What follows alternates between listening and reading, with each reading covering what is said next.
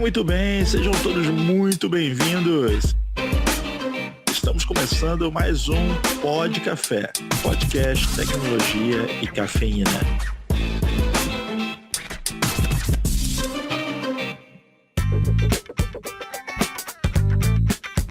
Meu nome é Anderson Fonseca, o Mr. Anderson.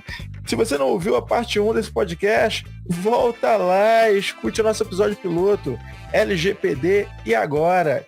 E nesse episódio estaremos dando continuidade ao mesmo papo. Vamos agregar um pouco mais sobre a Lei Geral de Proteção de Dados, ou como eu prefiro chamar, a LGP Murphy. Porque se alguma coisa tiver chance de dar errado, pode apostar que vai dar. Então fica atento ao nosso papo, para você se safar dessa com elegância. Quem fala é a Nicole Soares. Diogo Junqueira. Meu nome é Rafael Lara Martins, advogado. Aqui é Priscila Schmidt. Aqui é Guilherme Gomes. E Mr. Anderson, se prepara. Enquanto o LGPD não chega, eu vou vender seus dados. Não, e até agosto a gente ainda vai ver muito spam. E eu só não conto qual agência de marketing comprou seus dados por questões contratuais, né, Priscila? Tá vendo só? Esse é o Guilherme Gomes. Tô sacando esse conluio aí contra mim, mas tudo bem, tá tranquilo. Vamos fazer o seguinte, a gente tem que tomar proveito da presença do Dr. Rafael Lara aqui no segundo episódio e vamos começar com um bate-bola, um jogo rápido. Vou pedir pro Diogo, ninguém melhor do que o Diogo, nosso VP de Vendas e Marketing, para estar fazendo algumas perguntas pro Dr. Rafael. Vamos lá, Diogo.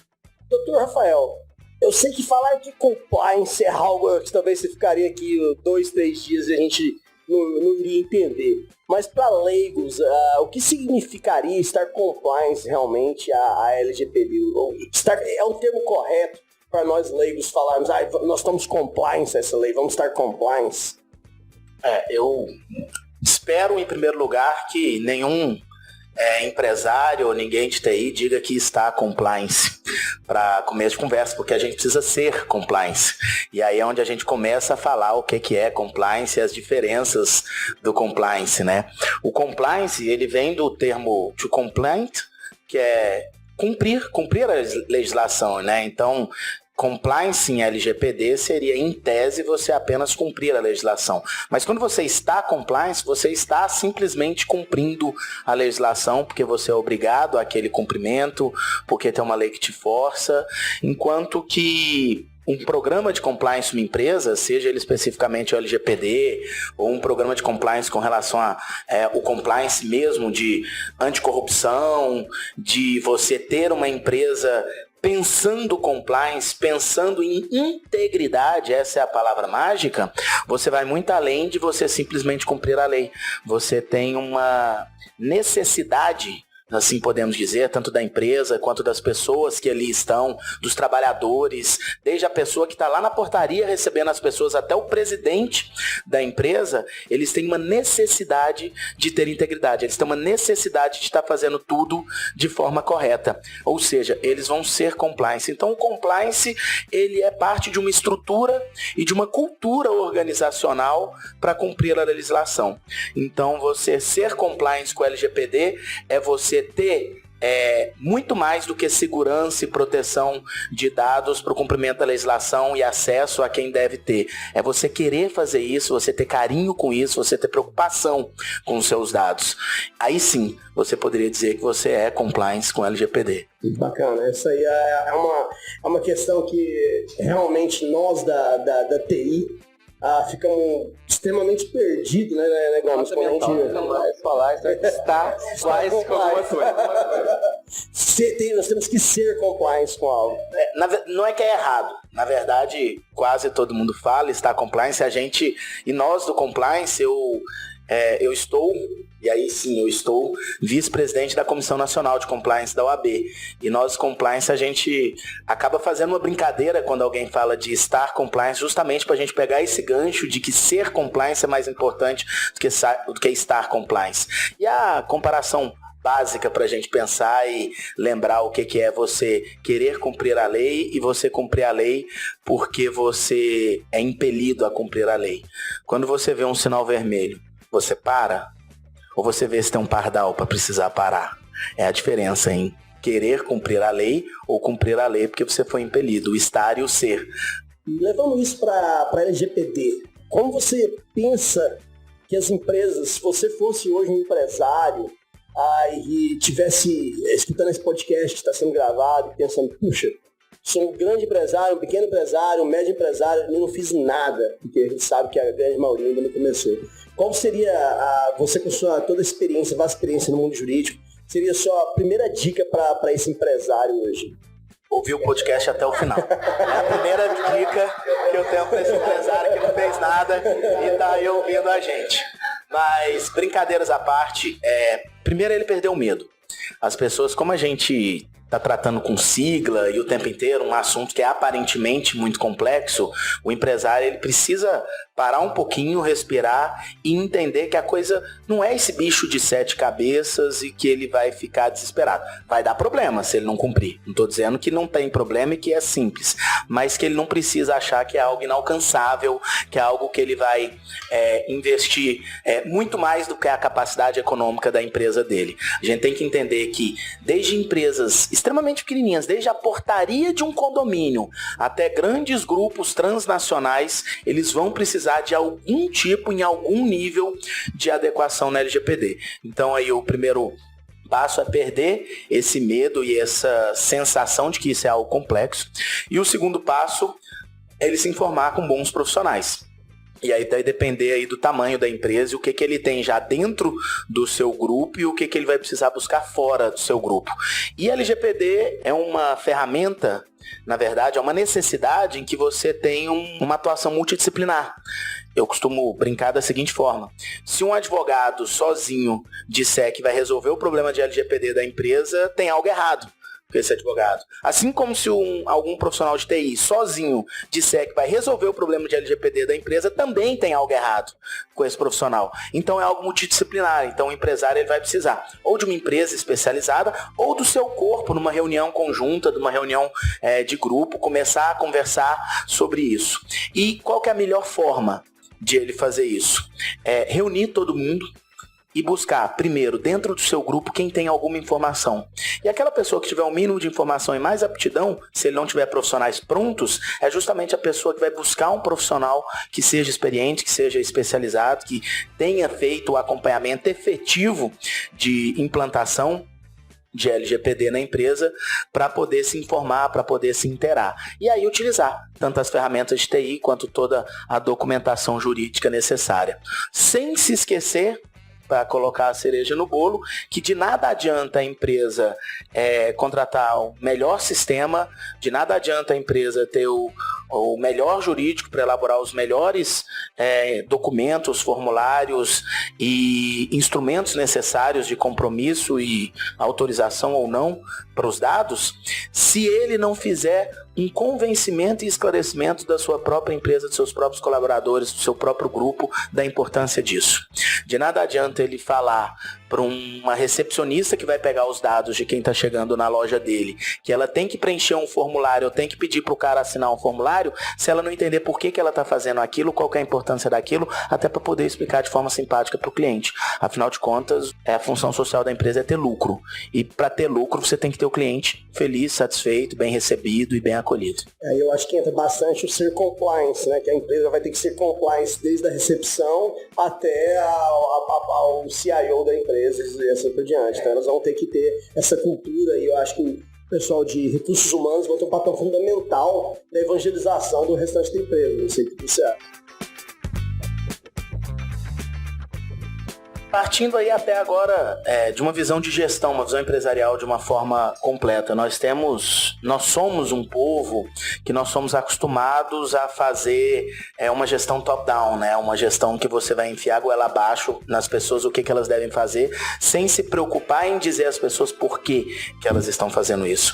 Então, independente de a gente estar falando de LGPD, que isso se aplica de forma perfeita, o fato é que os empresários eles precisam entender que quando a equipe toda está na mesma sintonia dele de por que eles estão alcançando e fazendo e realizando aqueles atos, você vai ter resultados sempre melhores do que você simplesmente falar para alguém: olha, quando o cara chegar aqui, antes de pedir os dados dele, você manda ele assinar essa ficha. Me explicar o porquê, né? E voltando a falar um pouco com relação muito se fala hoje sobre o terrorismo, de 50 milhões, até 50 milhões de multa, etc. Mas eu acho isso realmente um speech incorreto do meu ponto de vista, eu não queria a opinião de vocês. Vocês acham que realmente a multa, essa maneira de que tem se vendido na mídia, se vai se levar a multa, vai se levar... é a pior das sanções hoje ou a gente acredita que tem sanções piores? Vai depender muito da atividade desempenhada por essa empresa. Porque em alguns ramos, a paralisação de um sistema que pode ser ocasionada pela suspensão da utilização do banco de dados em que estão sendo tratadas aquelas informações, pode acarretar um prejuízo muito maior do que o da multa em si. Existe ainda a questão da publicização do incidente de segurança, que também pode, por exemplo, derrubar o valor de uma empresa na bolsa.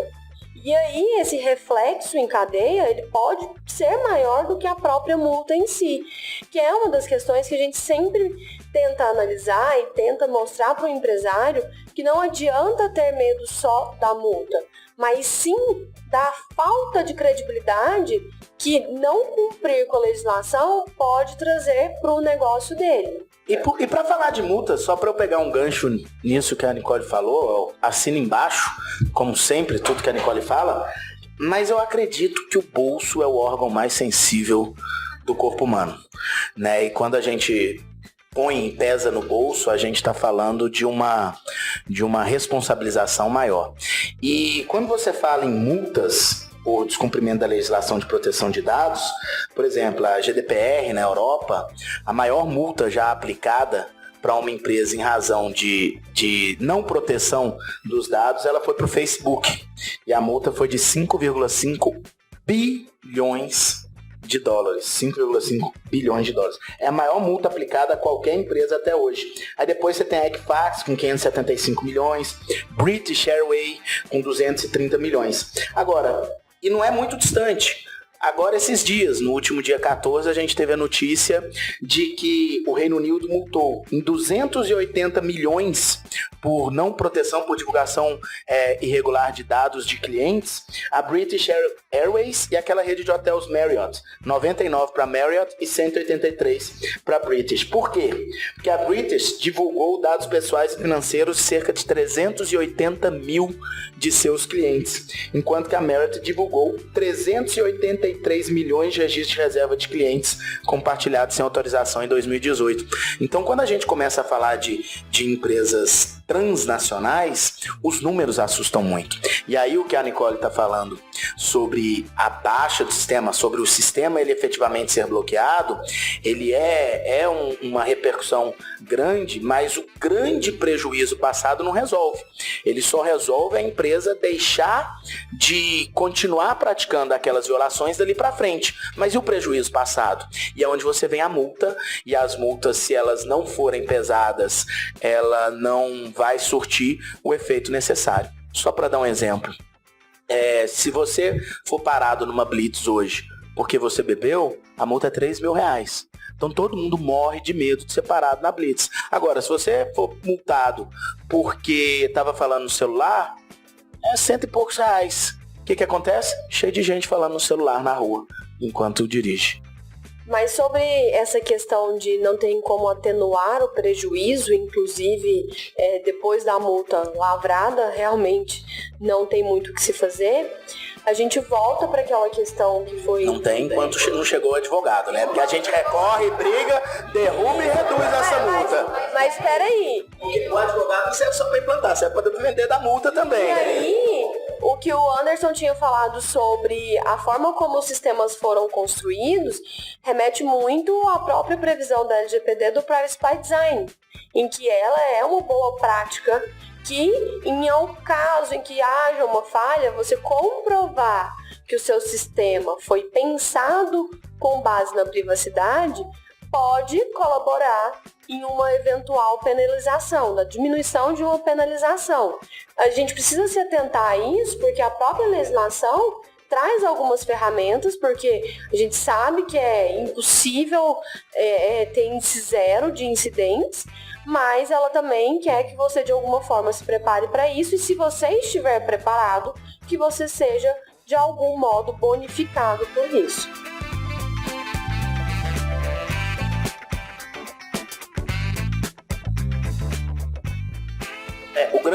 O grande ponto é o tripé do compliance que a gente fala, né? O tripé do compliance é prevenir, detectar, remediar. Então o objetivo da empresa é prevenir que isso não ocorra. Caso ocorra, ela tem que ser capaz de detectar e ela tem que remediar o que ocorreu, tanto resolvendo aquele problema de vazamento de dados, quanto tentando diminuir o prejuízo, exatamente o que a Nicole está falando. E é interessante essa questão de valores de multas, porque existe uma certa, digamos, subjetividade também nas multas. Ela não é igual a multa de trânsito. Olha, se você fizer isso, a multa é tanto. Então existe uma subjetividade com várias variáveis de, obviamente, tamanho da empresa, o grau de repercussão do que aconteceu, a responsabilidade pelo que aconteceu. E ter programas de compliance implantado e devidamente comprovada a existência desses programas de compliance é fator de redução de valor de multa. O compliance hoje ele é tão sério e tão utilizado que, para você ter noção, a existência de programas efetivos de compliance, prevenindo, detectando e remediando, é fator até para redução de indenizações em casos que acontecem, por exemplo, assédios morais na empresa, esse tipo de coisa. Então as empresas elas têm que chegar para esse novo mundo e se acostumar que a realidade é diferente, dar esse espaço, prestar atenção nesses novas exigências que estão chegando de integridade e governança corporativa, né? Compliance, agora LGPD e tantas outras que ainda virão. Eu fiz uma pergunta para a doutora Nicole mais cedo, vou repetir ela para você, em relação à sua visão do que vai ser esse mundo jurídico novo, não tão novo, porque é uma questão que já existe vários outros nichos acontecendo, mas com esse nicho que a LGPD está criando ou não está criando, o que você pensa com relação a isso? Que vai ter advogados prontos para defender empresas e vai ter advogados prontos para processar empresas. O que você acha que vai acontecer? Independente de nicho, a advocacia hoje ela é fundamental para a sociedade.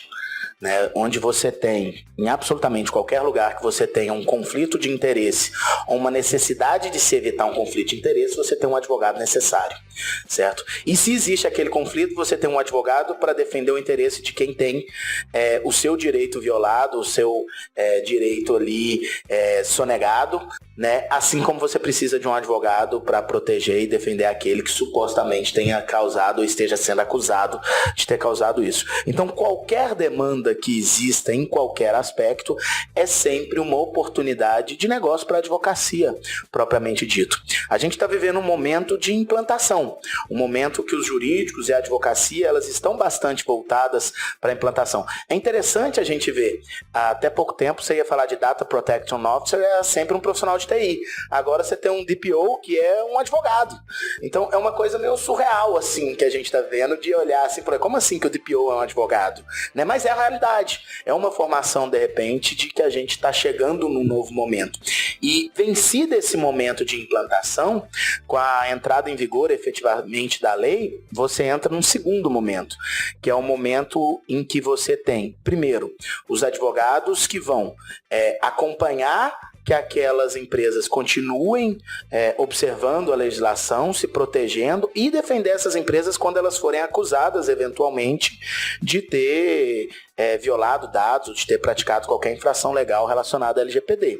No sentido não só de demonstrar que eventualmente está tendo uma análise equivocada ali do que aconteceu, porque é possível.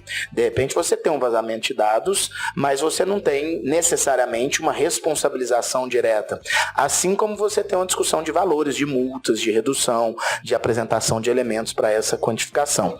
E na outra ponta, você vai ter o advogado de quem foi vítima de um vazamento indevido, né? A gente tem uma piada interna que fala que surgiu uma nova oportunidade, o advogado de porta de data center, né? Em que ele vai poder aí obter aí clientes, de repente, para poder buscar a reparação que é devida para essas pessoas que tiveram prejuízo. E é um trabalho de um advogado que tem que ser exercido. Esse advogado ele tem que estar lá para respeitar e para atender o direito daquele cidadão que foi violado. E no outro lado já entra o advogado do litigioso do LGPD, numa terceira oportunidade. Tem um filme espetacular aí, A Chegada, se não me engano. A Chegada falou sobre a chegada de alienígenas, na verdade, mas o filme é muito interessante que ele trata sobre a construção de raciocínio, ela é baseada na linguagem. Então, conforme você aprende uma língua, você tem capacidade de construir raciocínios específicos, né? E o objetivo desses alienígenas era trazer uma nova linguagem para que os seres humanos fossem capazes de desenvolver uma nova forma de raciocinar e evitar catástrofes. Eu acredito que a mudança de linguagem que nós estamos vivendo na sociedade nos últimos anos, a forma como nós nos comunicamos, está influenciando a forma como as pessoas pensam. E as novas gerações, naturalmente, têm um impacto muito mais forte sobre isso. Até essa questão da LGPD na prática aqui, nós estamos discutindo, nós falamos bastante sobre isso, né, doutora? São coisas tão óbvias. Se você cumprisse o básico do que se espera da lei, ou do básico do correto, se você fizesse as coisas do jeito certo, não precisaria de uma lei para te constranger a nada. Como o doutor bem colocou fantasticamente, uma ilustração muito simples, cara, o sinal está vermelho, é óbvio que você não deveria estar ultrapassando, né? Não é moral. Por que precisa ser também ilegal para que você tenha um freio, para que você não faça? Porque você tem que ser punido para ter que parar aquele sinaleiro. Só que o moral é relativo nesse caso. Porque a partir do momento que, eventualmente, eu não tenho uma proibição, e eu não vou nem partir do princípio jurídico de que não é proibido, é permitido, né? Mas a partir do momento que eu não tenho proibição, muitas vezes eu não tenho noção de que aquilo tem um prejuízo. Por exemplo, chega uma pessoa e fala, deixa eu te falar, me vende aí seu banco de dados, sua lista de e-mail, eu te pago aí X mil reais na sua lista de e-mail. Vai. Tá bom, tá aqui, não tô fazendo nada, não vou machucar ninguém, você só vai mandar um e-mail, não vai fazer mais nada, e você vende essa lista de e-mail. Então até o momento em que alguém te falava, isso é ilegal, cara.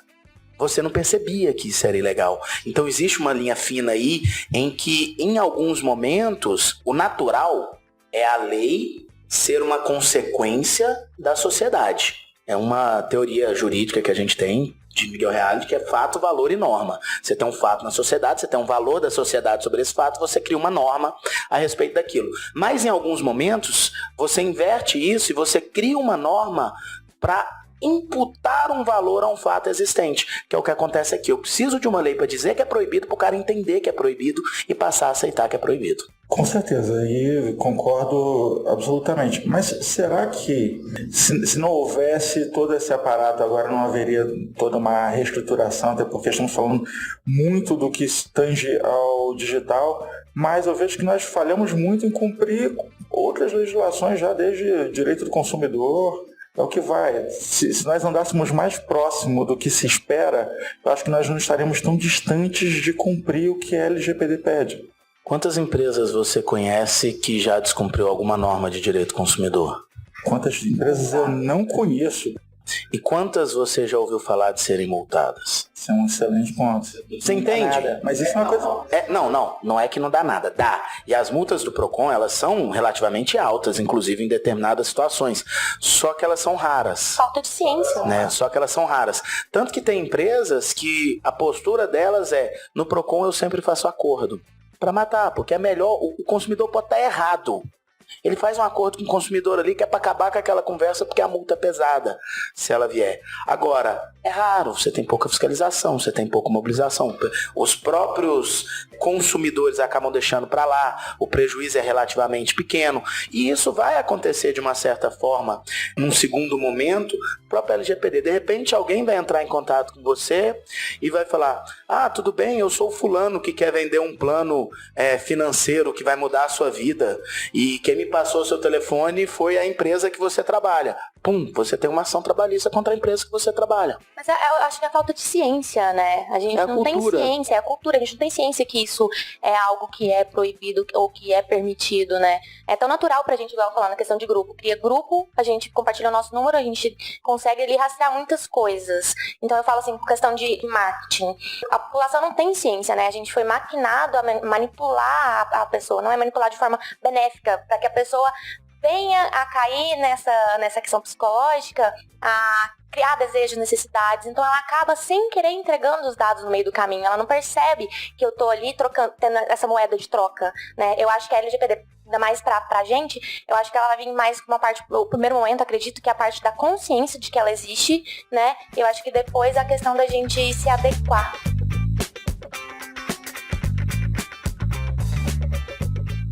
Você tocou exatamente no ponto de as pessoas não perceberem o que elas estão fazendo. Outro dia eu recebi um e-mail muito interessante de uma empresa que estava divulgando o seu período de recesso agora, perto do Natal e do Ano Novo, né? E eu estava lá entre os fornecedores ou colaboradores ou clientes, eu estava em alguma categoria lá cadastrado no meu e-mail. E aí o e-mail veio para mim, um monte de e-mails em cópia aberta lá. Eu olhei aquilo e eu fiquei pensando, cara, agora eu tenho um e-mail de todo mundo que essa empresa se relaciona. Eu posso pegar o meu e-mail e ver pelo menos uns 5 desses. Gente, eu como agência, assim, né, a gente não, antes da ciência disso, eu olhava isso e falava, puta oportunidade, putz, meu cliente tem uma estratégia aqui de bolada.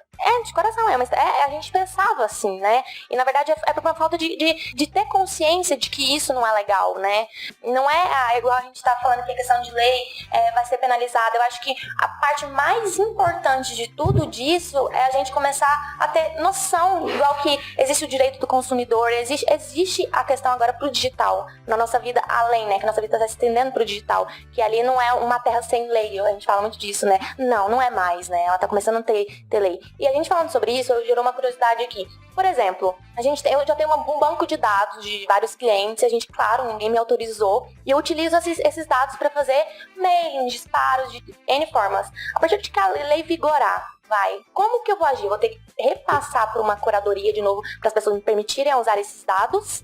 Ou eu já posso continuar usando? Como que funciona o antes e o depois da transição dessa lei?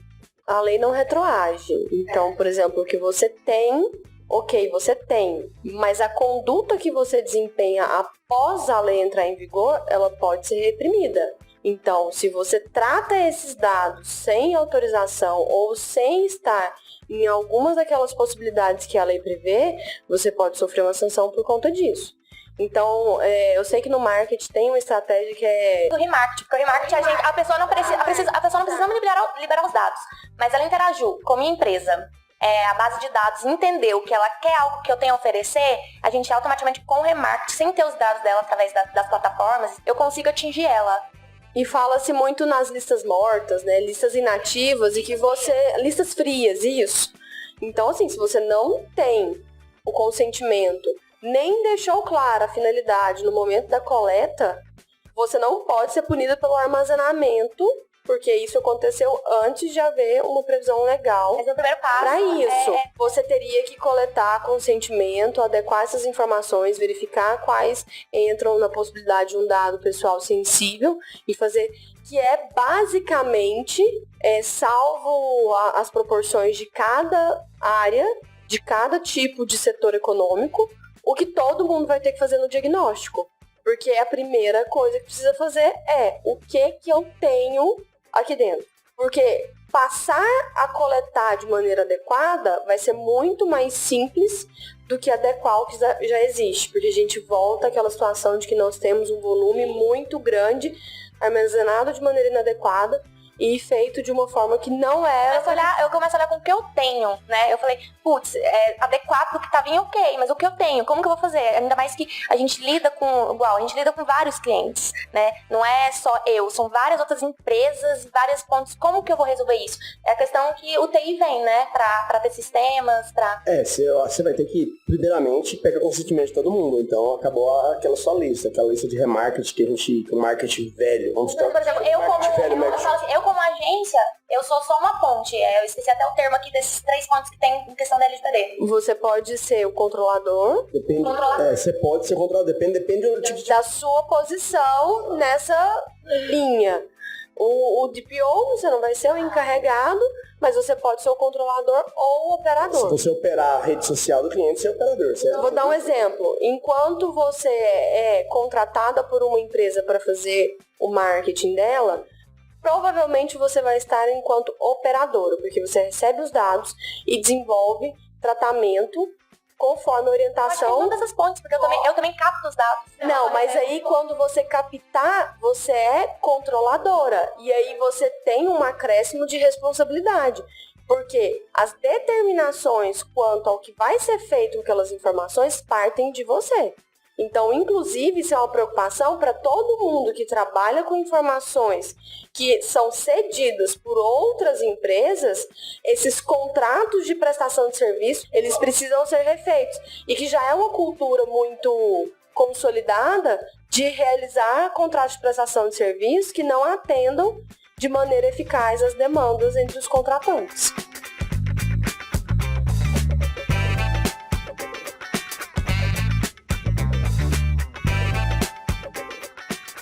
A gente falou muito sobre multa, sanção, mas como isso vai ser regulamentado? Quem que vai fazer essa fiscalização de vazamento de dado ou de, por exemplo, uma não entrega dos dados quando o usuário solicitar? Foi um dos pontos que a gente também, acho que ainda não chegamos, que o dono do dado solicitar, a gente tem que pagar esse dado ou entregar todas as informações que a gente tem dele, e talvez aí os nossos sistemas vão ajudar a encontrar, né? Porque assim, tá lá meu file server, eu tenho trocentos milhões de arquivos e eu preciso encontrar tudo que esse cara tem lá dentro, de informação desse cara.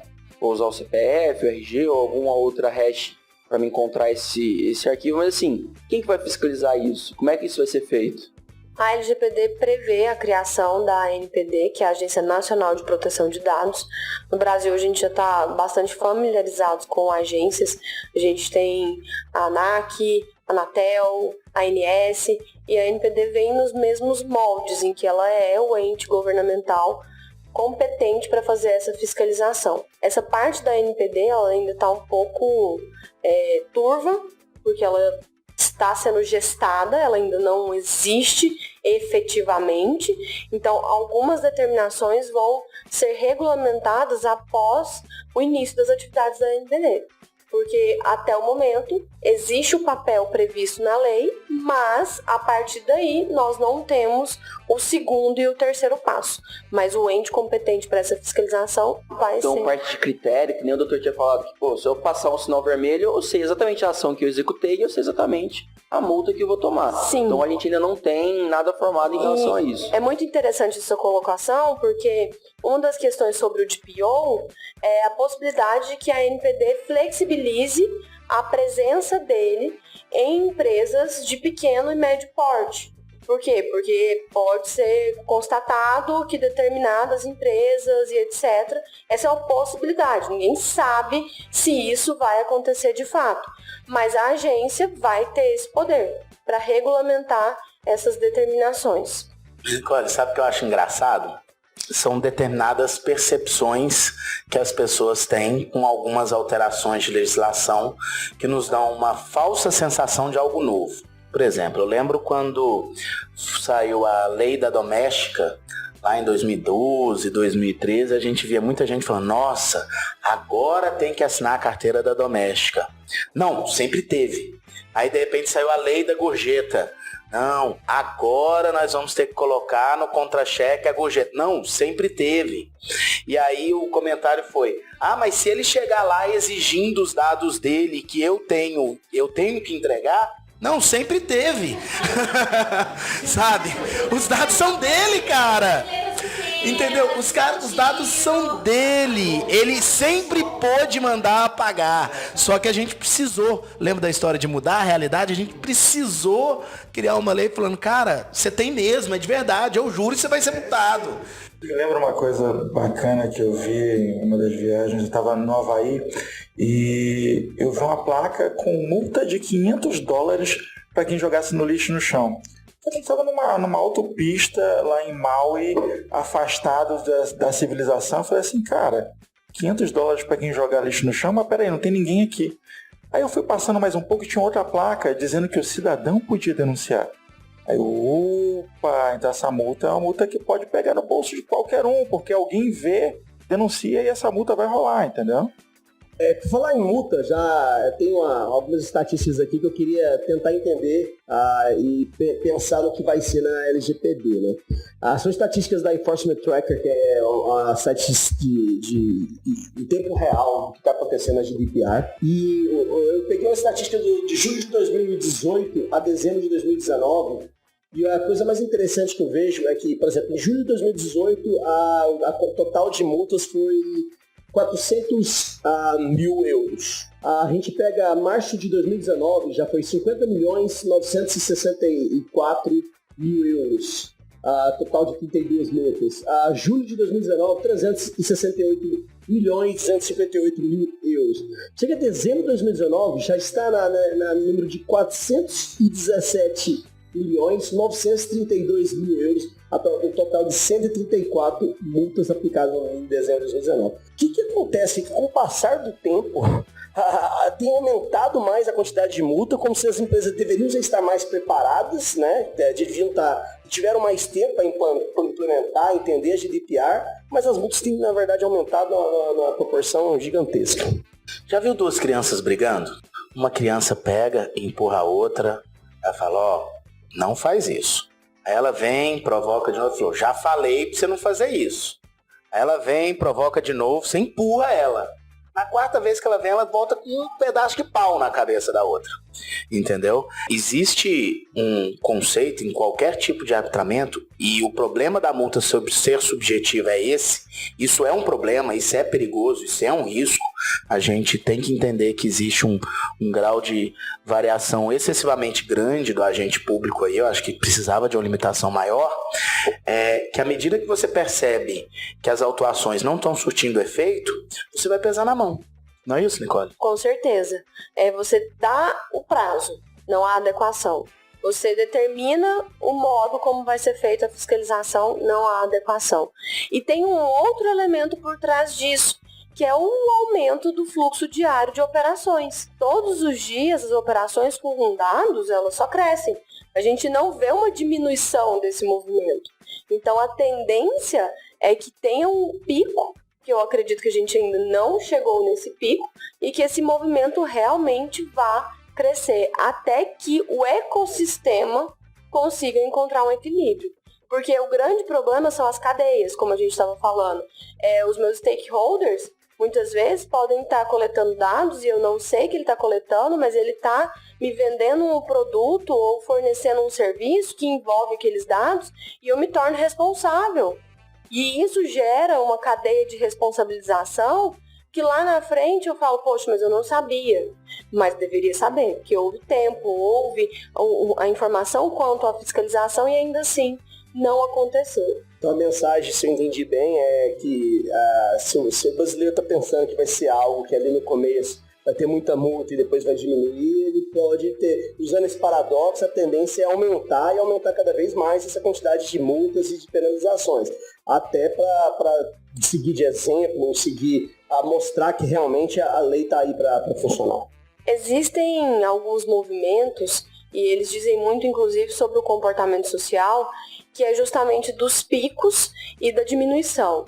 A gente só vê grandes mudanças quando existe uma modificação do cenário que ela é muito contundente.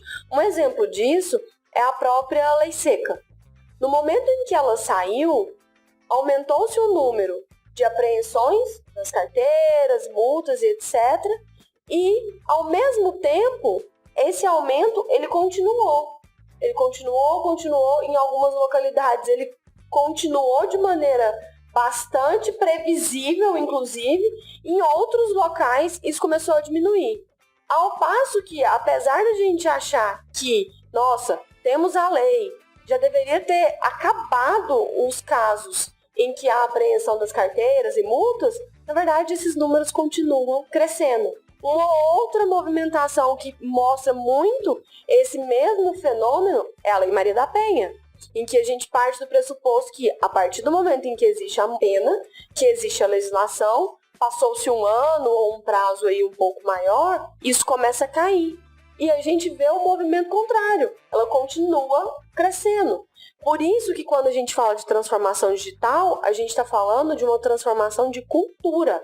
Quando se fala em transformação digital, nós estamos falando de pessoas e não simplesmente da implementação de algumas soluções. Por isso que é multidisciplinar. Por isso que eu preciso ensinar aquele que vai utilizar a solução de que sem a parte do humano que colabora para o sistema, no final das contas todo mundo perde.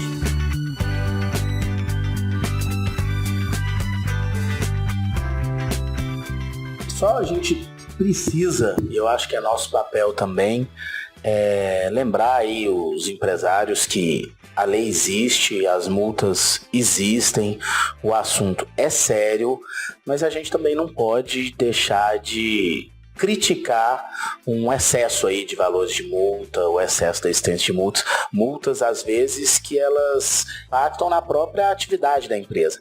É a forma mais eficaz de inibir? É a forma mais eficaz, mas a gente precisa ter essa razoabilidade progressiva. E o empresário tem que entender que vai chegar no momento em que, se ele não resolver, como a Nicole falou, ele vai chegar a ter um valor de multa, às vezes proibitivo até de funcionamento da empresa. E aí é nesse momento que a gente fala, se você acha caro implantar LGPD, experimente não implantar. E aí você vai ver o que é caro. Com certeza. Não, vai bater saudade de quando um vazamento de dados grave era um nude que caiu na internet. Porque a coisa vai ficando cada vez mais feia. Né? E especialmente porque o empresário, o CEO, seja lá quem for, ele não tem noção do que ele tem nos servidores dele. O quão fácil é tirar de lá. Eu plugo um pendrive e eu levo embora uma planilha de CPF, eu mando um WhatsApp, um e-mail, como o Dr. Rafael falou. Uma característica que é assustadora é que, se a gente for analisar muito de perto, muitos dos responsáveis pelas tomadas de decisão dentro das empresas, lógico, fazendo um recorte das empresas que são do setor de tecnologia, que muitas vezes quem está na posição da tomada de decisão também é alguém conhecedor de tecnologia. Nas outras áreas, nos outros negócios convencionais, entre aspas, aquele que toma a decisão, muitas vezes ele não faz ideia de como funciona o sistema de tecnologia dele. Ele não sabe como é armazenado, ele não sabe como funciona, ele não sabe o que é a segurança da informação. E muitas vezes a gente vê o pessoal da TI falando justamente isso, que tudo que a TI traz é entendido como um custo excessivo, como um gasto desnecessário, mas porque falta suporte e compreensão daqueles que tomam as decisões para compreender o quanto isso é importante. Queria levantar um caso aqui bem interessante, onde a gente está falando de alguns gigantes da tecnologia americana. É um caso conhecido do vazamento de dados da Capital One Bank, onde um ex-empregado da AWS, da Amazon AWS, deixou propositalmente ou não, ainda está em julgamento, mas tinha uma regra, um firewall aberto. Faltava uma solução de gerenciamento de firewall. Por favor. Alguém precisava, bem simples, uma solução que talvez em 30 segundos teria sido evitada, mas que vazou 100 milhões de dados de americanos e 60 milhões de canadenses foram afetados. Uma situação dessa envolvendo, trazendo para a realidade atual, onde está envolvendo, onde todo mundo está indo para a nuvem, né? Então a AWS é um grande gigante hoje da cloud. O Jeff Bezos está aí liderando a cloud no Azure. Uma situação como essa, um ex-empregado de uma grande empresa, provavelmente eu teria acesso a uma brecha de segurança do tipo desse firewall. E afetaria um grande banco. Como seria juridicamente aqui no Brasil? O que significaria se for algo parecido acontecesse no Brasil com a LGPD em vigor? Só para ver se eu tô na mesma página. Um ex-empregado teve acesso em razão de uma falha. Um ex-empregado da Amazon, da AWS, ele hackeou a Capital One através de uma falha de segurança de um firewall e ele era responsável, que ele tinha acesso a essas informações. Deixou a porta dos fundos destrancada. Exatamente. E acessou depois na posição de ex-funcionário. Sim. A gente vai ter que analisar várias questões do ponto de vista da responsabilidade civil aí. Vai ficar até um pouco chato para explicar, mas eu vou precisar. Na responsabilidade civil, que é o dever de indenizar, de responder por alguma coisa, a gente tem a responsabilidade subjetiva e a objetiva. A subjetiva, você precisa comprovar, entre os outros elementos necessários, a culpa da empresa. Então, existe uma responsabilidade subjetiva se a empresa, eventualmente, não tomou todas as precauções necessárias. Ela teve um grau de culpa, ela foi imperita, negligente, imprudente com aquilo. Por exemplo, só para a gente tentar encontrar uma culpa da empresa aí. Se ele era o responsável pela porta dos fundos e eu mandei ele embora, a primeira coisa que eu vou fazer é ir lá e ver se a porta está trancada. É minha obrigação. Agora, se você vira para mim e fala, não tem jeito de você ver que a porta está trancada, aí a gente começa a poder vislumbrar em defesa da empresa uma ausência de culpa, de que ela teria ali, apesar de que ela é responsável pelos atos de seus prepostos. E aí você vem num caso, não, mas ele é um ex-preposto. E aí você vem no segundo tipo de responsabilidade, que vale perante o consumidor, que é a responsabilidade objetiva. Na responsabilidade objetiva, se aconteceu, a culpa é sua. Aconteceu a culpa é sua, não. Aconteceu, a responsabilidade é sua. Você não precisa ter culpa. Ah, mas foi um acidente. Responde.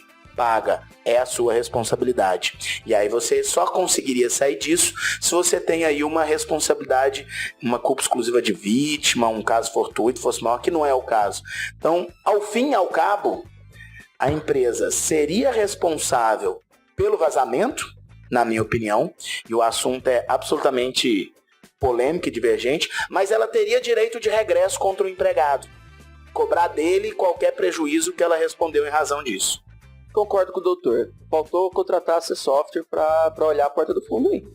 E o LM para poder fazer a representação correta aí no segundo momento. E inclusive para fazer a representação correta, para fazer os contratos e os termos de responsabilidade, prevendo as multas específicas no caso de infrações cometidas inclusive após o término da rescisão de contrato de trabalho ou de prestação de serviço, porque isso se aplica às duas situações. Nessa, prezado ouvinte, agora pode tocar até aquele barulhinho da caixa registradora, porque o que nós fazemos no nosso dia a dia é justamente vender soluções que fazem isso. O doutor questionou, teria como fazer isso? Existe. Ou a empresa tem processo, né? Ela tem um processo, estou demitindo um funcionário, qual é o processo que eu vou seguir internamente? Todo um processo registrado e alguém executa isso, mas nós temos ferramentas que fazem isso automaticamente. Então, assim, já existe a solução tecnológica para fazer esse tipo de coisa. E aí, assim, a gente tem uma grande empresa de tecnologia, talvez a maior empresa de tecnologia do mundo hoje, que tem quantidade de 250 firewalls. Quem tem 250 firewalls? Ok, essa empresa tem. Ela analisa regras de 250 firewalls com uma solução multivendor, onde ela analisa se tem alguma porta aberta, se tem alguma regra que não deveria estar lá. Uma solução simples, seja do lado da Capital One, que está usando a AWS, que ela poderia estar implementando essa solução também. Então, na minha opinião, ela é bem responsável tecnicamente, tanto pela AWS, porque, eles estão fornecendo a cloud. Ninguém olhou o firewall, ninguém está analisando o firewall de uma empresa do tamanho do banco americano e deixou isso vazar essa quantidade de O cara vai lá, abre uma porta e tudo bem?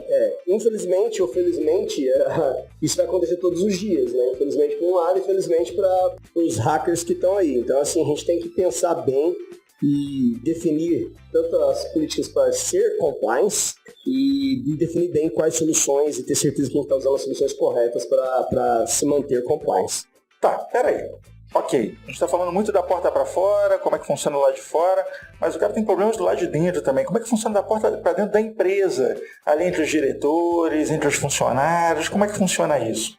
É um problema sério, não só por causa do LGPD, mas na relação entre pessoas de dentro das empresas, né? Sejam eles empregados, terceirizados, prestadores de serviços, próprios sócios da empresa, você tem ali uma ebulição de informações, dados e responsabilidades, em que você tem, em primeiro lugar, os dados daquelas pessoas que você coleta no contrato de trabalho, num contrato social, em tudo isso. Em segundo lugar, os dados daquelas pessoas que elas têm acesso.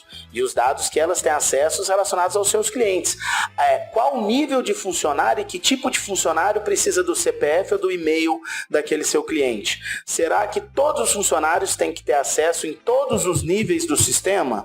E aí você começa a precisar controlar isso mais e começa a ter um cuidado de hierarquização de informação sem que isso possa configurar uma depreciação, às vezes até um assédio moral travestido aí de falta de informação do empregado. Você tem que medir exatamente quem precisa. Um vendedor, que dados que o vendedor vai precisar?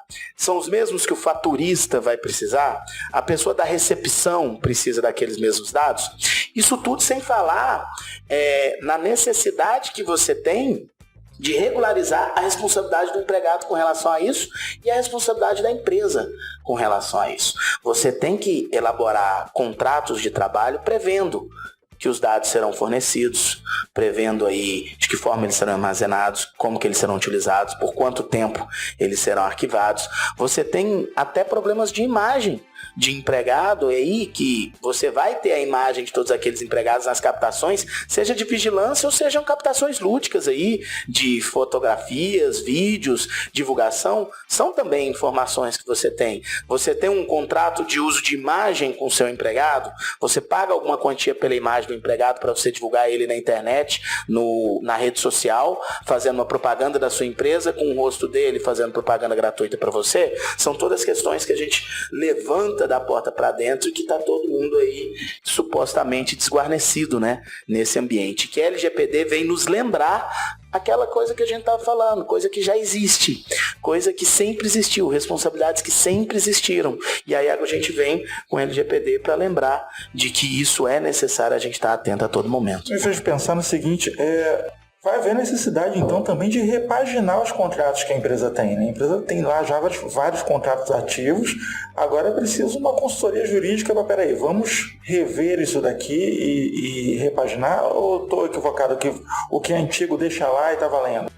Não, na verdade, primeiro, você está sendo muito positivo de pensar que todo mundo tem todos os contratos. A verdade é que essa é uma excelente oportunidade para você que tem um prestador de serviço e não tem contrato, para você que tem qualquer outro contrato de fornecimento e não tem o contrato formalizado, além de formalizar, adequar e o fazer da maneira correta. E para quem já tem, outra excelente oportunidade de rever e atualizar conforme a legislação. Porque a responsabilização, independente do contrato ser novo ou ser antigo, ela vai ser delimitada pelo momento em que acontecer a infração. Então temos sim aqueles que já têm os contratos que atualizá-los e aqueles que não têm, que é uma boa parte, uma grande parte das empresas, tem que passar a ter.